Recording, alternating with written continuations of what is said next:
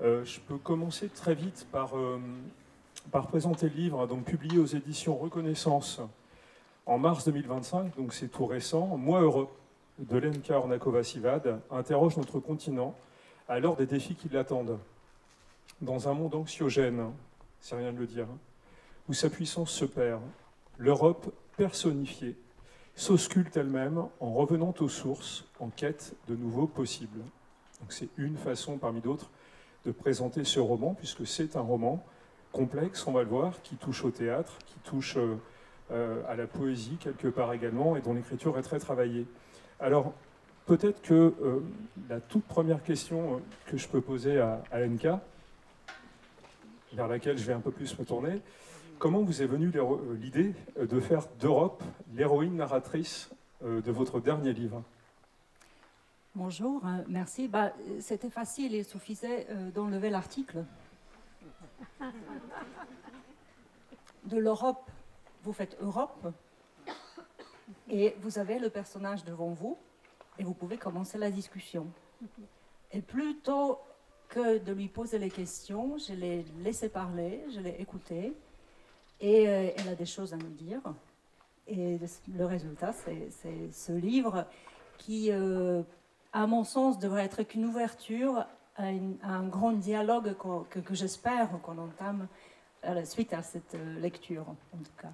Donc, alors, on voit que la littérature se joue à rien, les meilleures idées à rien. Là, c'est une préposition qui saute et qui permet d'être directement, immédiatement en contact avec Europe et non pas avec l'Europe, ce qui n'est pas la même chose d'incarner, de faire tomber des barrières pour se rapprocher de l'âme, du cœur de l'Europe. Donc, sans vouloir être trop technique, on peut parler de prosopopée, puisqu'en fait, c'est quelqu'un d'imaginaire, une abstraction qui va parler, mais qui, on va le voir par le jeu d'écriture, va s'incarner. Et pas qu'un peu. Europe, effectivement, c'est un prénom, c'est une femme qui vit, qui souffre, qui a ses espoirs. C'est pleinement une femme, tout en étant également un continent, une déesse. Et c'est ces multiples dimensions qu'on va essayer de tresser ensemble pour faire sens. Une deuxième idée, d'où vous est venue l'idée de la structure du récit, qui est assez originale, introspective et dialogale à la fois. Je suis un auteur qui écrit en marchant. C'est-à-dire que je me promène et je discute avec mes personnages. On égrène le thème, le sujet, ce qui leur arrive, et ensuite le travail pour moi, c'est de le mettre sur papier. Et j'ai trouvé que ces conversations que j'ai pu avoir avec elle en marchant le long de la Loire, c'était pas la Charente, c'était la Loire, pardon, mais étaient suffisamment vives et vivantes pour que je leur laisse cette forme presque immédiate, enfin très spontanée. Et vous avez utilisé le mot incarnation, et je trouvais que c'est ce qui lui manque le plus, c'est justement ce côté incarné, vivant, corporel, matérialisé, concret. Donc j'espère que sa voix, que sa façon de se dire, justement prend en charge cette transformation d'un concept abstrait en un personnage qui va nous être proche et même plus que ça, qui va devenir nous. Oui, tout à fait, on va être inclus, on est de toute façon inclus dans Europe. Et c'est d'autant plus intéressant qu'effectivement, si on veut schématiser, hein, c'est aller très très vite, on peut mourir de trop de raisons, de trop de rationalité, de trop de technologie. L'homme est double, il n'est pas fait que de raison. Et peut-être que l'Europe technocratique, dans une certaine façon, effectivement, assèche, dessèche l'Europe, Europe d'ailleurs, et qu'il fait bon se ressourcer au vivant, au vécu, au mythe, comme vous l'avez fait, pour développer toutes les dimensions possibles, et notamment la dimension humaine, la dimension du vécu, l'être, aurait dit Heidegger, qui a tendance à se perdre. Je me peut-être retournerai vers mon compatriote Milan Kundera, qui en 84, il a dit l'Occident kidnappé.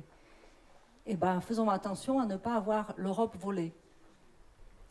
C'est-à-dire complètement enlevée à notre quotidien, à notre pensée, à notre savoir et à nos sentiments. Comme vous dites, le pathos, je trouve, est très important, pathos dans le sens grec et noble du terme.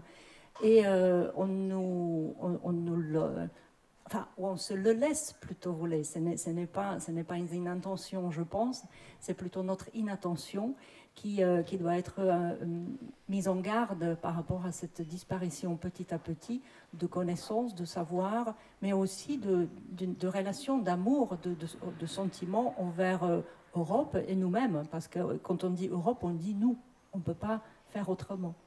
Oui, et elle dit moi pour incarner, on va y revenir. Ce retour à elle très modeste, uniquement pour se poser, et ces retours comme des refrains du pronom moi qui viennent reposer cette femme si touchante, touchée d'ailleurs également, et très modestement parmi ce nous qui l'interroge et qui lui fait parfois peur d'ailleurs, et lui permet de se retrouver à petite échelle humaine, à l'échelle des sentiments. Je pensais également peut-être avant de poursuivre à deux choses.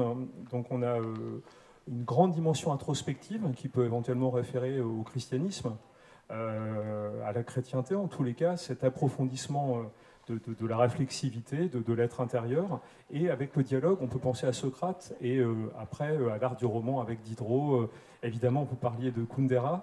Est-ce qu'il n'y a pas, alors de façon consciente ou inconsciente, mais dans ces deux possibilités, ces deux embrayeurs de récit, puisqu'en fait, le récit commence dans un café de gare anonyme et se termine également dans ce café de gare, j'en dis pas plus. Et entre les deux, beaucoup de choses se passent dans l'esprit ou dans les dialogues, donc soit dans des dialogues ouverts avec différents Européens ou pas, qui tiennent des points de vue différents, ou évidemment beaucoup à l'intérieur, dans les doutes d'Europe.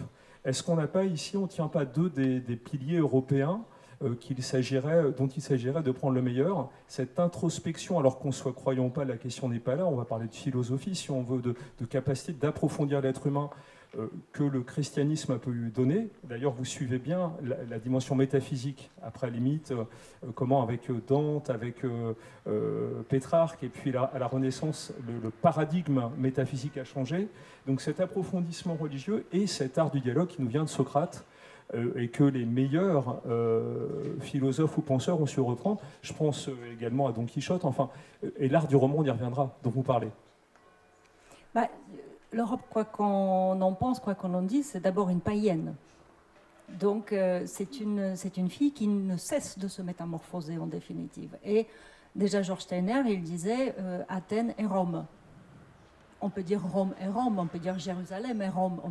Voilà, elle a au moins deux jambes sur lesquelles elle danse et dans lesquelles elle évolue.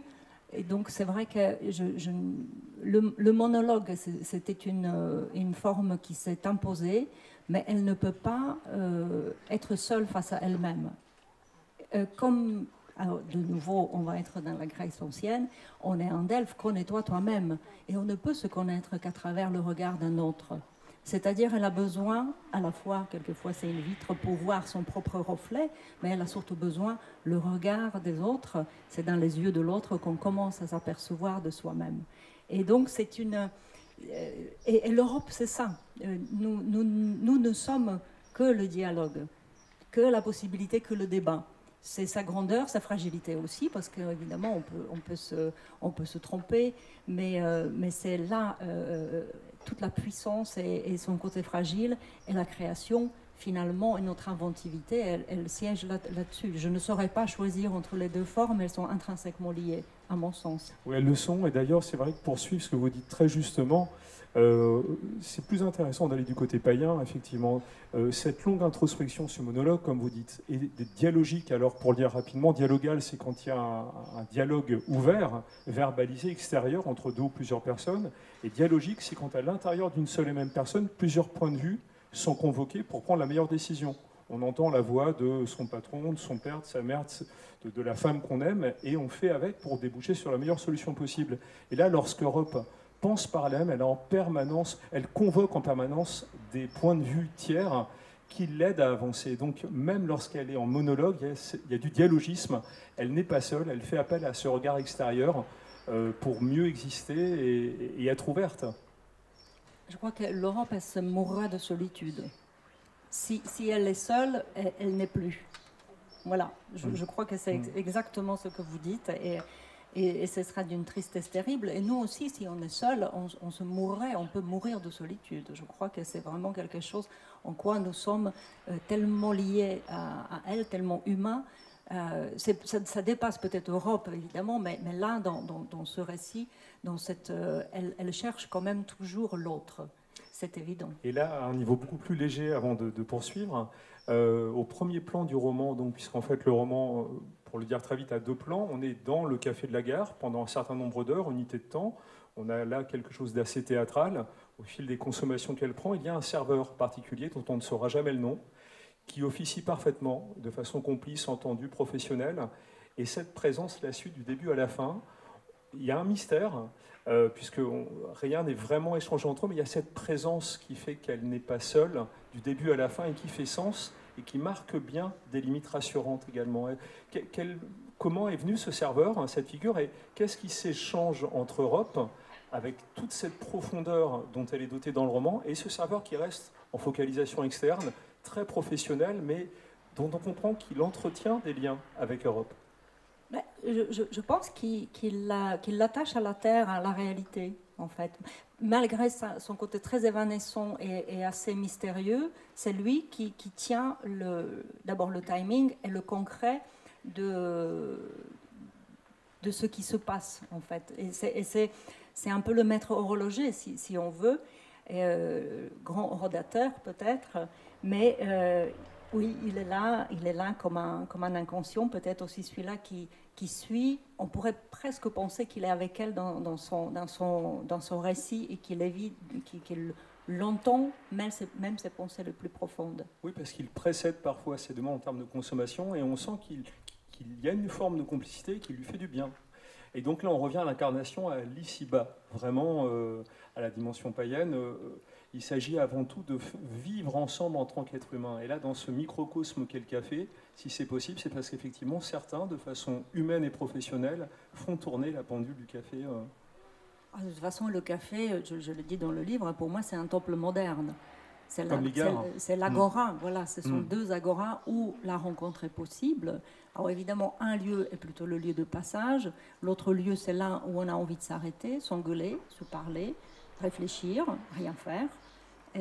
C'est un endroit pour moi éminemment européen. Sous le plan très personnel, le café, c'est le meilleur bureau au monde qui soit. C'est là où on travaille très bien, en tout cas pour moi. Et d'un café portugais, espagnol au café danois ou finlandais, chaque endroit d'Europe a sa façon de prendre un café, et c'est vraiment quelque chose qui est pour moi rassurant, quelque chose où je me trouve, en fait, où je me retrouve. Donc là, ça c'est un point qu'on a ensemble avec Europe, point de connivence. Et les gares, c'est la même chose, c'est les lieux qui relient des endroits. C'est des lieux de passage, c'est des lieux où on ne sait pas si on est arrivé, si on est déjà parti, si on attend quelque chose, c'est-à-dire peut-être les endroits d'incertitude, de mouvement et de transition, de transmission peut-être aussi. Et donc la jonction des deux me semblait évidente pour placer son moment, son point d'arrêt dans lequel elle nous invite. C'était vraiment là. Au cœur du temple. Quel sens accordez-vous à l'histoire? Alors c'est une grande question, vous répondez très librement évidemment et pas à tout. Quelles valeurs, quels enjeux, dans la mesure où votre livre questionne essentiellement cette dimension?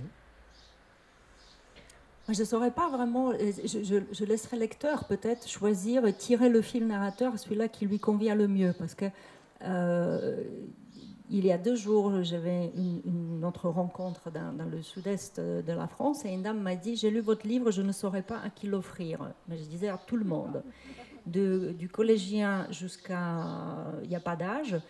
Ce livre, à mon sens, très modestement, je pense, propose à tout un chacun une ligne de lecture possible. Et... elle a dit une autre très jolie chose que je vais maintenant répéter à toutes les rencontres. Elle a dit que ce livre, aussi mince soit-il, l'a relié à toute l'épaisseur de notre histoire. Et je trouvais que c'était une jolie invitation dans un millefeuille que nous sommes. Et donc, je ne saurais pas imposer en fait un fil conducteur. Même la lecture des extraits que je vais faire, ce n'est qu'une sélection, ce n'est qu'une possibilité, qu'une ligne qui est possible. Et je pense qu'on peut même lire à la fin ce livre en quinconce, l'ouvrir à n'importe quelle page et plonger dans cette introspection ou dans ce dialogue. Voilà. Oui, ça semble tout à fait réussi, puisqu'effectivement, l'histoire ne s'appesantit pas. Il y a la dimension mythologique, on peut en discuter, peut faire partie de l'histoire, mais elle est également distincte. Elle prend beaucoup de place, mais elle est très ouverte. Et quand on rentre vraiment dans le processus historique, non pas que ce soit léger, puisque des choses graves sont abordées, mais jamais avec apesantissement, jamais avec afflux de dates, de théories, d'érudition. Donc on traverse des flux d'histoire, effectivement, dans lesquels je pense chacun peut prendre, dans ce millefeuille dont vous parliez, très librement des éléments constitutifs, identitaires, de réflexion, sans être plombé. Alors, il y avait deux contraintes que je m'imposais, ou je lui imposais, on va dire qu'on était complices avec Europe, c'était de ne pas être trop docte. C'est-à-dire que nous avons des analyses autour d'Europe économique, politique, historique, géopolitique, financière. On a énormément de livres de ce type, plus ou moins épais, beaucoup qui sont excellents, je peux en conseiller plusieurs. Et je me disais, on ne les lit pas nécessairement ou de façon très, de point de vue de spécialiste. Et en même temps, Europe, c'est quelque chose qui nous regarde tous. C'est-à-dire qu'il faut trouver un registre et une façon de raconter, de la vraiment faire rentrer dans nos têtes, dans nos pensées, de faciliter la rencontre avec elle. C'était vraiment la première chose. Je me disais, quelque chose qui est relativement concis, condensé, sans énumérer, sans oublier. Et en fait, il en découle la deuxième partie, justement, d'être dans cette concentration, ouvrir les portes, laisser les gens d'y aller ensuite ou pas. Donc c'était ça, quelque part, la contrainte, en tout cas, celle-là, vraiment sciemment posée une fois que j'étais à la table d'écriture, rentrée de ma promenade avec Europe. Voilà. Et là, on est bel et bien dans un travail de romancière, effectivement, qui s'empare d'une matière très complexe, à plein de dimensions, et qui ensuite en fait, de façon libre et spontanée, une histoire touchante avec un personnage, et qui ouvre comme ça un maximum de portes. Voilà, on est vraiment dans un roman. Europe est une affaire intime et collective. Donc c'est toujours chercher ce curseur, bien le placer de façon à aller aussi bien nous toucher dans cette intimité et ne jamais oublier que sur le collectif, sur la pensée vraiment aussi politique, mais au plus haut, au tous les sens du terme, aussi bien police, tout simplement vivre avec l'autre, que politique, une idée, c'est-à-dire même une abstraction, un concept.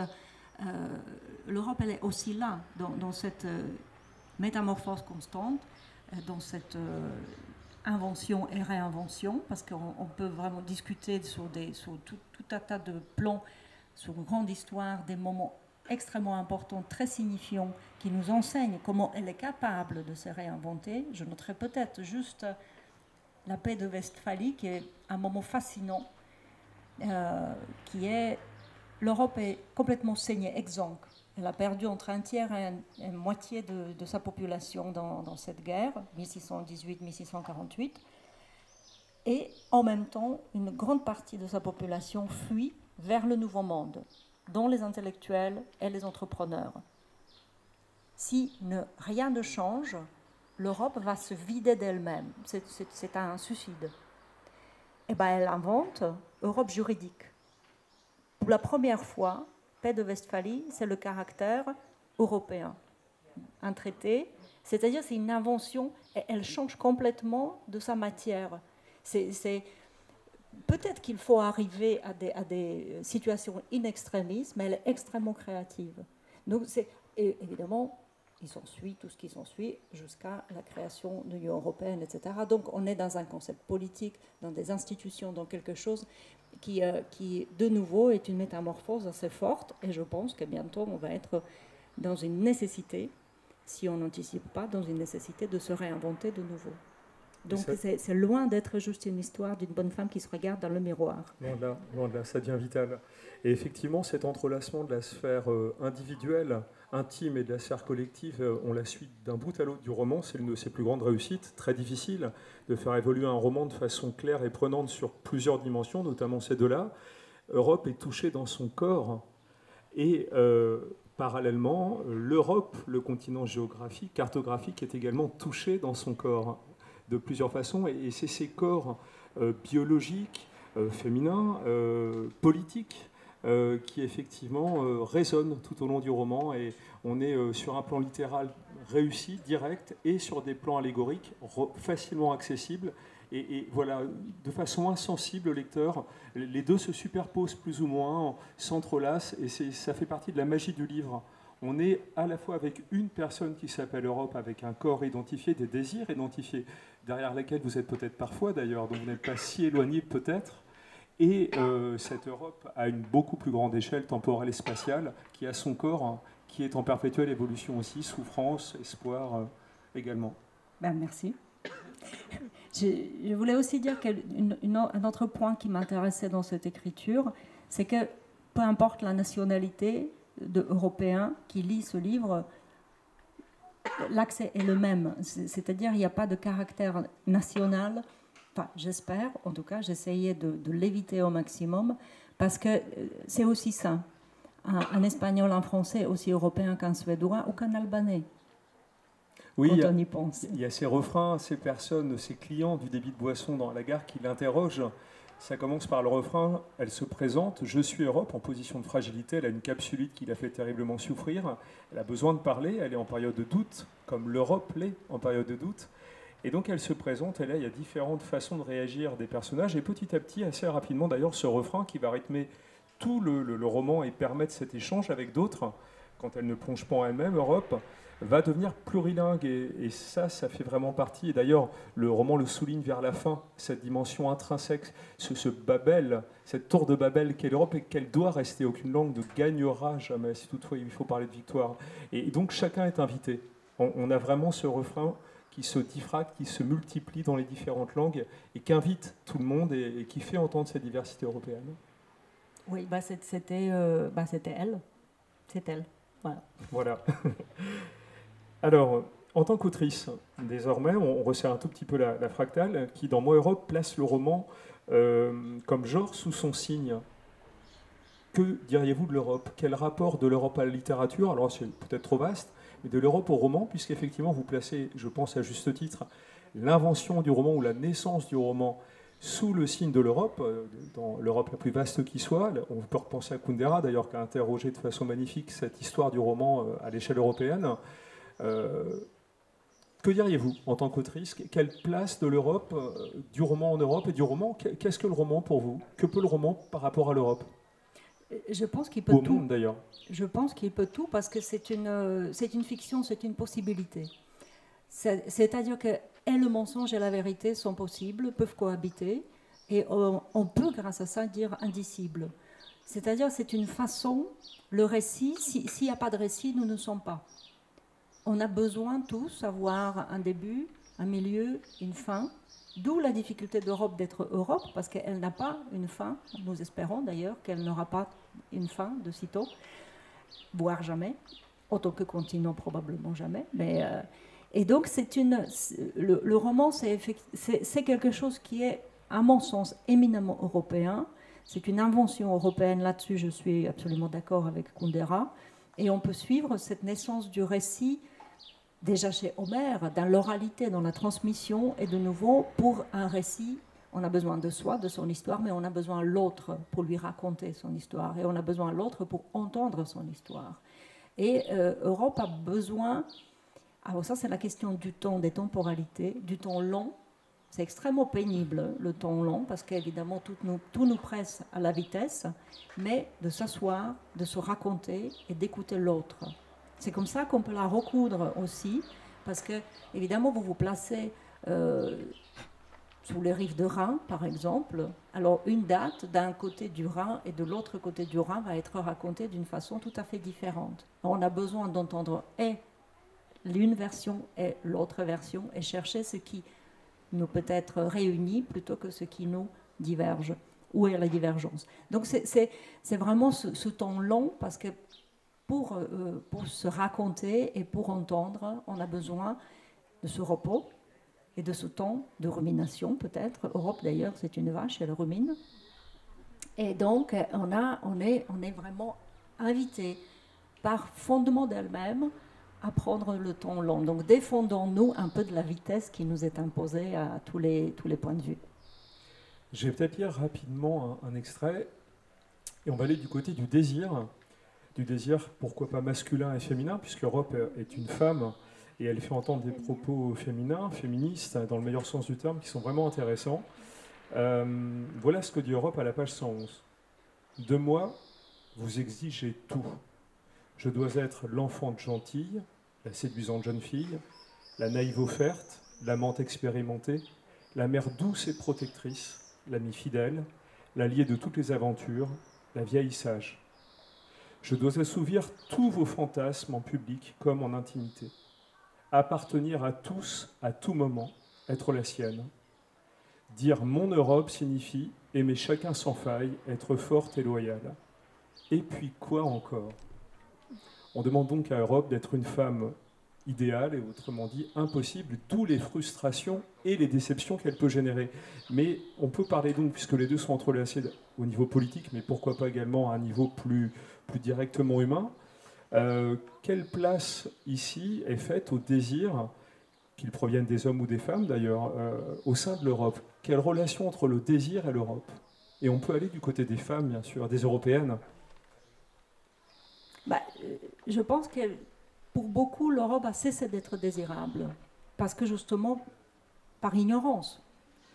Et de nouveau de lui accorder le corps, et de lui accorder une voix et une existence propre, et de prendre de nouveau le temps, de prendre une certaine distance par rapport à elle, donc par rapport à soi, ce désir pourrait renaître. Et je crois que rien n'est possible sans le désir. C'est fondamental pour un être humain, désirer, de vouloir quelque chose. Et ensuite, comment désirer, comment arriver à assouvir ou accomplir ce désir, ça c'est le chemin, c'est la méthode, c'est autre chose. Mais déjà, il faut réveiller ce désir. Et il faut se rendre compte que l'Europe, elle est souvent désirable par ceux qui n'y ont pas accès. C'est 4% sur la surface de la planète, c'est l'Europe. Ces 4% sont d'une richesse incroyable, parce qu'il y a d'une telle variété, d'une telle diversité. On la connaît, la devise maximum de diversité sur minimum de l'espace. Et chérissons cette évidence qui ne l'est plus pour nous. Fuyons l'uniformité, fuyons pareil. Le semblable n'est pas être exactement comme l'autre. Laissons jouer les divergences, et c'est là où peut-être ce désir peut naître de nouveau, désir de nous-mêmes d'ailleurs. Aimons-nous, aimons-la, tout simplement. C'est d'ailleurs ce qu'elle réclame à la fin, Aimez-moi. Ça finit presque là-dessus, et elle déclare d'ailleurs, Europe, qu'elle se sent désirée, elle l'est d'ailleurs, c'est un fait, et désirable, et que c'est ce qui, en fait, elle ne le dit pas tel quel, mais on comprend, c'est ce qui lui permet d'avancer. Donc cette force motrice du désir est vitale, et c'est vrai qu'on voit bien que c'est autour de l'Europe notamment, migrants de tous horizons possibles, de toutes cultures possibles, qui se font une idée très très haute de ce que nous on a tendance à oublier, à faire aller du côté de la raison raisonnante, de la politique politicienne, de choses très froides, très calculatrices, au détriment du vivant, du vécu, du vivre ensemble et de ces valeurs qui portent, qui nourrissent. C'est ce vol dont je parlais, c'est-à-dire de se faire voler quelque chose qui est extrêmement charnel et qui relève de ce désir, de le laisser supplanter par froid, par concept, par bureaucratie peut-être, qui peut être nécessaire. C'est pas du tout là. Je suis pas dans le discours anarchiste, ah bah le pouvoir, etc. Mais plutôt, ne l'oublions pas, complétons tout, ne nous privons pas de la complexité de la chose. De nouveau, M. Kundera nous dit roman est une affaire complexe. Ah bah, Europe, c'est complexité de la complexité, si on veut. Ce n'est pas facile. L'Europe aussi est exigeante. Elle demande des efforts. C'est quelque chose, on se laissait leurrer peut-être que la facilité, c'est quelque chose de sympathique. Moi, je suis plutôt partisane de l'effort, voire du travail. Si. Et c'est ça qu'elle demande, en fait, Europe. Elle demande d'être aimée avec beaucoup d'attention, beaucoup d'efforts, beaucoup d'application. Ce n'est pas une paresseuse, et elle n'exige pas de nous la paresse. Elle va d'une douleur à l'autre et elle voyage, effectivement, il y a quelque chose de très touchant. Après le bar, Elle sait qu'elle sera dans un autre bar, dans un autre café de gare le lendemain, avec une autre blessure à tenter de guérir, au-delà de laquelle elle veut aller, message d'espoir. Donc effectivement, elle est tout sauf épargnée, mais il y a ce désir d'avancer en permanence avec les autres, au cœur des autres, qui est vraiment touchant. Pour qu'on ait le temps d'écouter des lectures, je vais peut-être aller à une dernière question qui va rejoindre en grande partie des propos que vous avez tenus. Peut-on interpréter donc Moi Europe, votre dernier livre, à la lumière du présent, de sa situation géopolitique? Vous allez du côté que vous voulez, c'est très ouvert. Comment on se cae, dans quelle mesure? Puisqu'en fait, ça a totalement ses limites. Pierre Michon, dont l'inspiration est différente de la vôtre, et l'écriture également, donc il ne s'agit surtout pas de faire d'amalgame, a publié récemment, donc de façon à peu près concomitante, J'écris l'Iliade. Et je me demandais si, à travers votre livre, le sien et d'autres qu'on aurait pu trouver, ce retour au mythe, on ne pouvait pas voir qu'il y avait une forme de désir de soi, voire d'urgence à se ressourcer à cette dimension vécue, ancestrale, pour justement aborder au mieux les crises qui sont d'ores et déjà là, et les périls vers lesquels nous allons, et j'ose même parler de montée de péril, chacun y entendra ce qu'il veut, mais n'y a-t-il pas ici un signal fort possible, au moins pour vous en tous les cas? Est-ce que vous avez été consciente, quand Europe s'est imposée à vous, qu'il était temps, peut-être, là, vraiment, d'en parler? Ça, oui, ça, certainement. Je pense que j'étais aussi très poussée par une envie de la recoudre. J'ai passé 20 premières années derrière le mur, si j'ose dire. C'est-à-dire une cicatrice, une grosse balafre qui traverse et le continent et l'histoire européenne. Et je pense que ce n'est pas tout à fait encore recousu. Cette blessure-là non plus n'est pas guérie à 100%. Et il suffit de voir Covid, pouf, les frontières sont arrivées tout de suite. Toutes les cicatrices étaient visibles immédiatement sur la carte de l'Europe. Mais au-delà de ça, je pense que d'aller vers la source, c'est une chose, mais il ne faut pas que ça soit synonyme du repli. C'est plutôt d'y prendre l'énergie et d'aller en avant. Mais on ne peut que difficilement d'aller en avant si on ne se connaît pas. Moi, je vais beaucoup dans les établissements scolaires de tous les différents niveaux, du collège jusqu'aux universités. Et quand je demande est-ce que vous connaissez le mythe de l'Europe, mythe d'Europe, très peu des mains se lèvent. Et je trouve que c'est assez effrayant parce que c'est quand même notre fondement. Je pense que tout Européen est constitué en fait des deux grands mythes. Ulysse, celui-là qui essaye de revenir chez lui, avec plus ou moins de succès, et elle, qui part de chez elle et qui ne sait pas où elle va arriver, mais elle sait pertinemment qu'elle ne pourra plus jamais revenir vers son point de départ. Et ces deux grands voyages, en fait, ces deux grands mythes nous constituent. Si on ne les connaît pas, on ne se connaît pas et on ne sait pas où on va. Donc c'est vraiment, mais ce n'est pas, cette connaissance-là ne veut absolument pas dire un repli. Bien vraiment sûr, contre celui-là, je m'insurge avec la plus grande force. La construction du roman le montre, puisqu'en fait il y a effectivement beaucoup d'introspection, il y a même une récapitulation, une rétrospective de l'Europe, mais qui, avec la question du désir qui est très forte, notamment à la fin, devient prospective. On est vraiment, il s'agit de se ressourcer, non pas de se replier. Vous l'avez très bien dit. Merci. Peut-être que le public sera ravi de poser quelques questions. Quel cas, le micro peut voyager. Voilà. Et nous aurons ensuite des lectures choisies. Il est 11h26, donc on a un gros quart d'heure. Donc on peut peut-être accorder 5-10 minutes au public.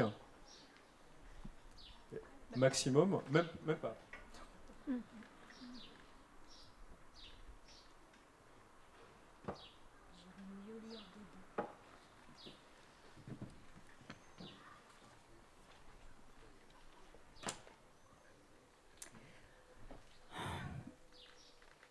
Une douleur lancinante se propage dans mon corps. Mon bras refuse de bouger.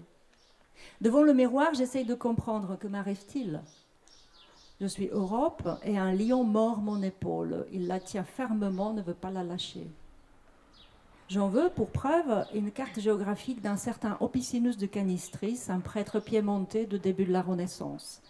Cette carte, dessinée en 1337, montre un lion qui tient dans sa gueule l'épaule d'une femme. Europe. Moi. Tout s'explique. Un animal féroce, les dents plantées dans le corps, la douleur a une raison, elle devient acceptable. Le corps se replie sous l'effet de la surprise et de la peur. La vie en suspens, limitée à son strict minimum. Les frontières fermées, soudain étanches, se découpent sur mon corps. Les très anciennes cicatrices s'ouvrent et saignent. Je suis mutilée. C'est grave, docteur? Non, c'est une belle capsulite rétractile, fulgurante et sévère. Ça se soigne. Je lui parle d'Opicinus de Canistris, dont les différentes cartes font partie d'un ouvrage, le Vaticanus Latinus 64-35, conservé dans les archives du Vatican. Les scientifiques se disputent l'analyse de cette œuvre pour le moins fantasque, énigmatique et originale, composée des capitules et des planches de dessin et des cartes anthropomorphes représentant les continents européens et africains sous des traits humains. On a diagnostiqué à Opicinus la schizophrénie, la paraphrénie, le mysticisme naissant, le symbolisme avancé, une ferveur chrétienne, moyenâgeuse, une lutte avec sa culpabilité, une critique de l'Église. Bref, les observations sont innombrables selon le scrutateur. Moi, c'est juste une capsulite, mais grâce à ces cartes, je sais ce qui m'arrive. Le café de la gare. Je partage l'expérience de ma capsulite avec les fugaces voisins d'à côté. J'importune les gens, je crois, je leur parle. On va me prendre pour une folle, tant pis. Je dois aller vite au cœur du sujet. Je suis Europe. Si tu veux, je m'en fous. Je suis Europe. Alors toi, je t'en veux. Sans doute utopiste, j'ai cru en toi, mais tu es différent de celle que j'ai rêvée. Je t'en veux. Je suis Europe. Pas de quoi être fier. Ce n'est que guerre et désolation. Regardez autour de vous, regardez qui vous êtes. Où que l'on pose les yeux, quelle que soit l'époque, la tristesse, la mort, les batailles pour un bout de territoire et quelque richesse ou un Dieu qui n'en demande pas tant.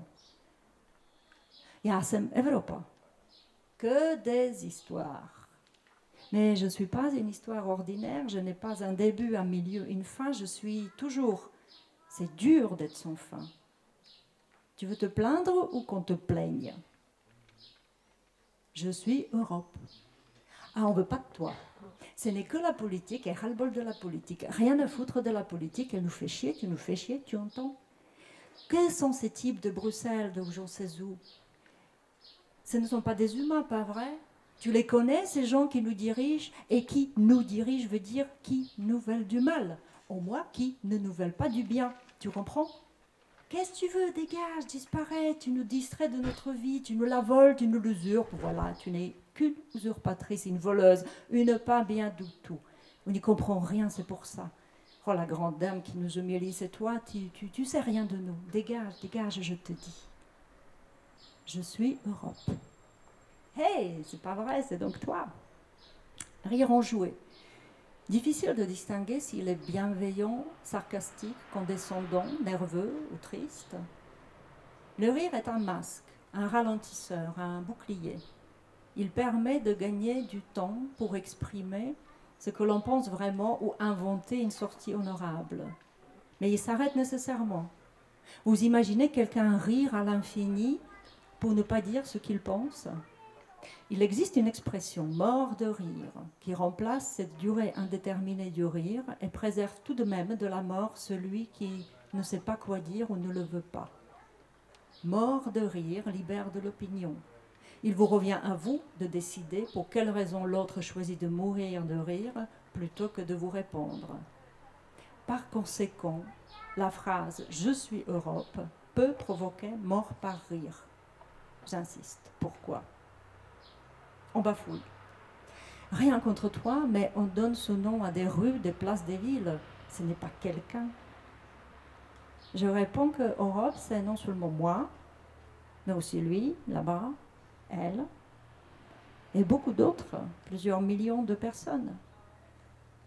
Mais il est vrai que je suis aussi et avant tout une déesse. Rarement une divinité a été si bien partagée. Le rire reprend de plus belle. Je suis Europe. Rassurez-vous, personne n'est jamais vraiment mort en entendant mon nom. Et en le disant, j'ai froid dans le dos. Beaucoup de personnes sont mortes en mon nom. Pour lui, beaucoup de ceux d'ici, et nombreux sont morts pour vouloir en faire partie. Je tue. C'est cela. Je vaux des vies humaines. Je vaux la mort de quelqu'un. Ces phrases ont-elles un sens? Pourtant, elles disent exactement la réalité. Quel espoir, quelle envie, quelle prise de risque. Pourquoi? Pour m'atteindre, pour me sauver, pour se sauver. Je ne demande rien, pas de cohorte de prêtres qui prêchent la conduite à tenir en mon nom, pas de lieu saint, ni de cérémonie ou de rituel, ni de prêtre, ni de prière. Je suis un peu une déesse, mais pas une religion. Sono Europa. Comment? Oui, oui, c'est comment. Qu'est-ce que cela veut dire? Comment être Europe?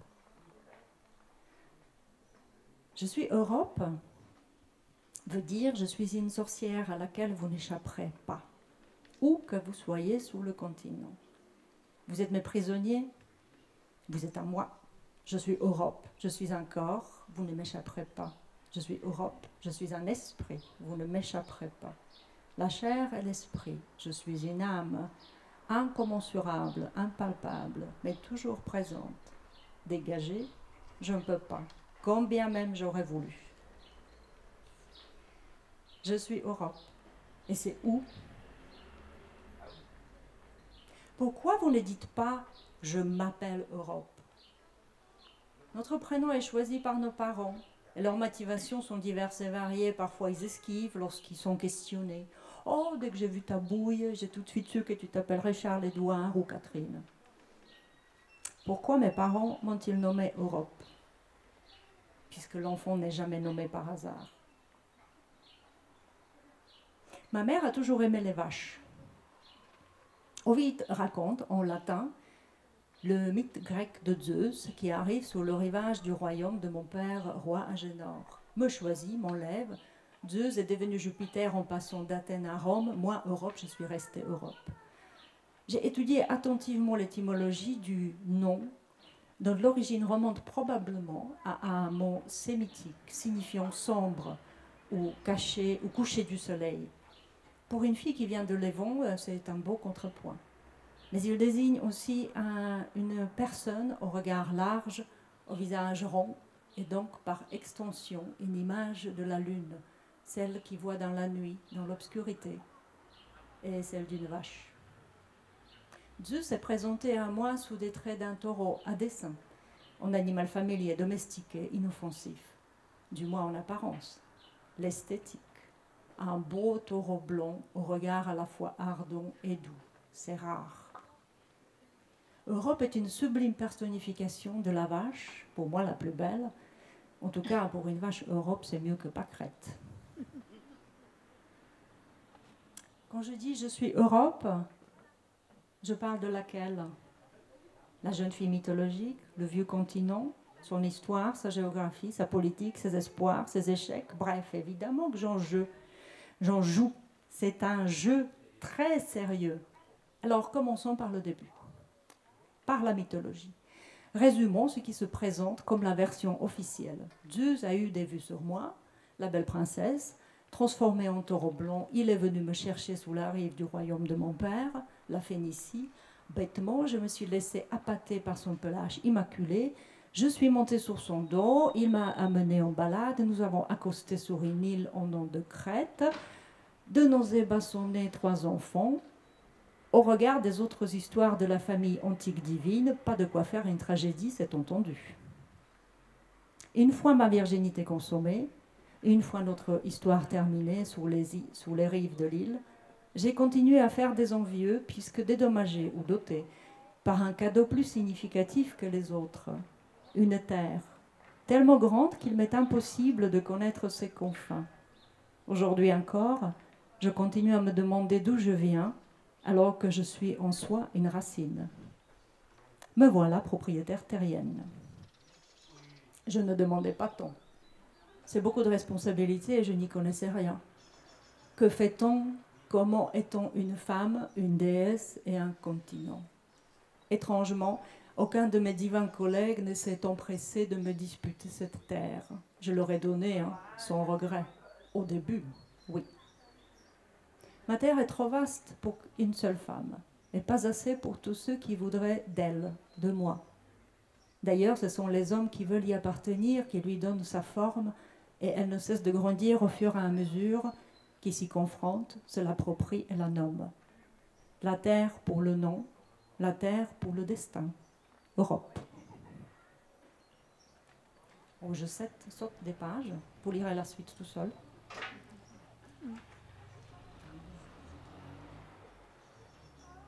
Restons dans le conte. Je précise. La fille du roi, mon destin était tracé avant même ma naissance. J'ai été un objet d'échange et de tractation politique. Qu'il s'agisse du palais ou d'une maison modeste, une fille n'a pas besoin d'être un être humain avec son caractère, ses défauts, ses rêves et ses désirs. Elle est ce que vaut son père, sa politique, ses richesses, son pouvoir. Les princesses sont choyées davantage. Elles reçoivent une bonne éducation et une belle description de la part des poètes, ainsi qu'un joli minois de la part des peintres. La vérité n'intéresse personne. Une princesse peut être laide et stupide, ce sont sa lignée et la réputation fabriquée qui la précède et les prétendants n'entendent et ne voient que cela. Protégée par mon entourage et constamment surveillée par un essaim de femmes, je crois que de surcroît j'étais assez jolie.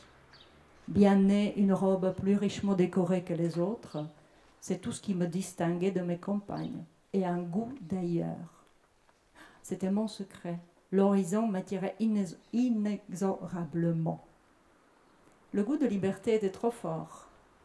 Les yeux rivés au loin, j'ai voulu partir, quitter ce pré où je me sentais comme une vache bien gardée au sein de mon troupeau. Et c'était exactement cela. Entourée de mes amis, protégée par elles, par les habitudes, par la famille. Quelque chose bouillonnait, respirait, criait, explosait. Je ne savais pas quoi, mais c'était là. Cette tension habitait tout mon corps. Je voyais bien que ces changements qui se produisaient, mes seins gonflés, mes poils qui poussaient, la lune venait me visiter régulièrement et les rêves devenaient irracontables à ma mère. Alors quand le beau est sorti des flots, j'ai foncé. Il regardait toutes les filles, j'ai été la plus maligne, la plus rapide. J'ai couru vers le taureau blanc, le foulard à la main, j'ai même arraché quelques fleurs en passant. Il fallait qu'il goûte aux fleurs offertes par ma main à moi. Mes compagnes m'ont poursuivi, aucune ne m'a attrapé. Je me suis jetée à son cou, il était à moi. Notre première union sous le sable chaud de la plage était explosive, douce, divine. J'en redemandais. Infidèle, insatiable, Zeus n'aime que Héra. C'est auprès d'elle qu'il retourne après chaque aventure, elle est son foyer. Alors, on a réglé l'histoire de façon royale. À l'époque, mon cadeau, cette terre, elle était inconnue, inexplorée. Moi-même, je ne suis jamais allée. Heureuse ou malheureuse, ce n'était pas la question. S'opposer à Zeus n'avait pas de sens, accepter le cadeau était une obligation. Le reste, c'était une affaire que je devais assumer seule. Et c'est à ce moment-là que j'ai commencé à grandir. Moi-même, je suis ma destination. Exilée de ma terre natale, jamais arrivée à moi-même. Je porte le nom de mon devenir.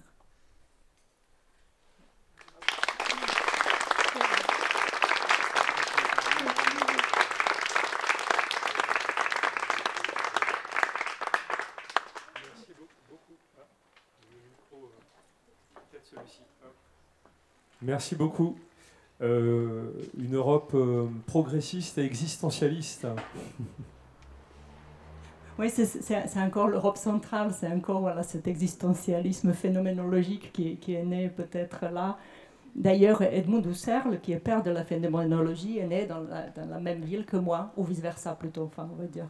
Donc, par moments, il n'y a pas vraiment des hasards, je dirais, dans la façon de construire les choses. Donc là, c'est vraiment une ligne narratrice qui peut être lue. C'est cette voix de jeune fille qui refuse son destin en définitive et qui veut aller ailleurs, qui veut se couper de ce qui est écrit pour elle et qui ne veut pas être victime. c'est vraiment cette Europe-là que j'aime profondément, qui même dans le corps d'une vieille Europe, vieux beau continent, reste ce cœur de jeune fille qui bat et son envie, encore une fois, s'arracher à ce qui est écrit pour elle. Désir contre désir, le désir puissant de Zeus, qu'on pourrait voir en partie militaire, et désir de ruse pour survivre et aller vers l'ailleurs de la femme d'Europe. Et c'est ces dialogues de désir qui peut-être vont sauver l'Europe. Zeus, il est un peu monocorde, son seul désir c'est de se reproduire, hein. Alors qu'elle, elle a vraiment ces métamorphoses extraordinaires qui jalonnent sa vie et qui ne sont pas terminées. Comme je disais, vous avez parlé des montées, des dangers un peu de partout. Et c'est vrai que où que l'on pose le regard, on peut déceler quelque chose qui peut être angoissant. Hier, on avait évoqué d'ailleurs l'angoisse ici, les jeunes l'ont dit. Et je pense qu'on est même, enfin, ne serait-ce que de l'extérieur, au moins broyé par deux meules. C'est-à-dire, effectivement, à l'Est, c'est Poutine, c'est cette puissance un peu brute. C'est pas qu'elle est sans réflexion, mais en tout cas très concentrée dans quelque chose de brutal et assez primitif. Et de l'autre côté, M. Trump, c'est une autre puissance assez brutale qui me semble plus dangereuse encore parce qu'elle s'attaque sur le fondement de ce que nous sommes, c'est-à-dire sur les vraiment fondements de la démocratie. M. Trump jette Montaigne à la poubelle. Toute séparation des pouvoirs est broyée par lui, là où on ne s'attend à rien, en fait, de la part de M. Poutine, enfin, si je suis vraiment dans une actualité brûlante. Et donc c'est à nous de se dresser contre cela, de ne pas se laisser de nouveau voler ce que nous sommes, nos fondements à nous. Et d'ailleurs, dans votre livre, Asie et Afrique sont des sœurs avec lesquelles les rapports peuvent être très conflictuels, mais c'est des sœurs, alors que le Nouveau Monde n'est pas un frère.